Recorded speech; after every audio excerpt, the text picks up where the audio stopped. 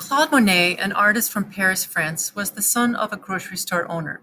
By the time he was 15, he was selling his paintings and character drawings as a street vendor and actually made quite a bit of money.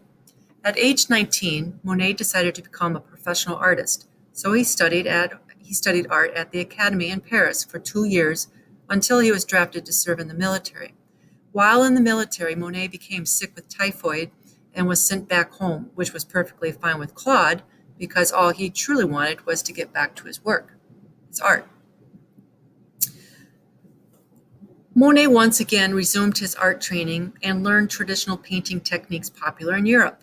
However, Claude grew tired of painting realistic scenes while trapped indoors in a stuffy studio space.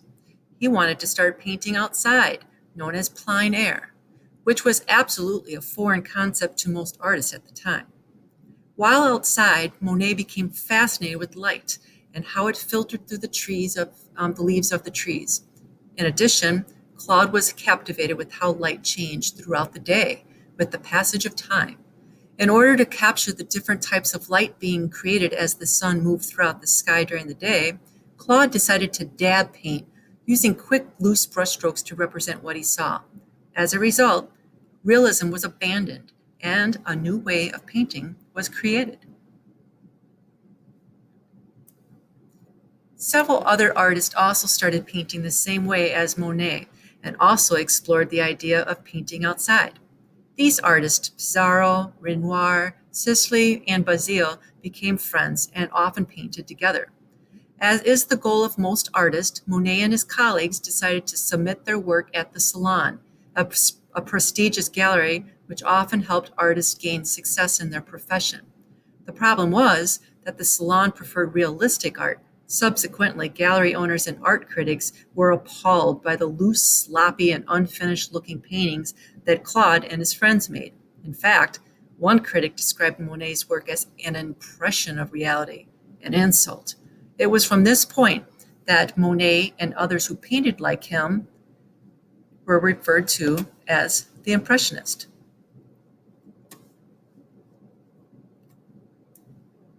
Oh, and their art was rejected from the Salon. But these artists refused to change their style of painting at the time, and Monet is known in history as one of the founding members of the Impressionist movement. Financially, Monet was never successful and often lived in poverty, constantly borrowing money from others to help pay for art supplies. But he never was discouraged, and he painted all the time. He eventually started painting series of the same subject matter, such as cathedrals, haystacks, which were 25 paintings, and eventually his huge watercolor or water lilies. He painted around 250 canvases of these flowers. His main goal was to capture how light looked at different times of the day.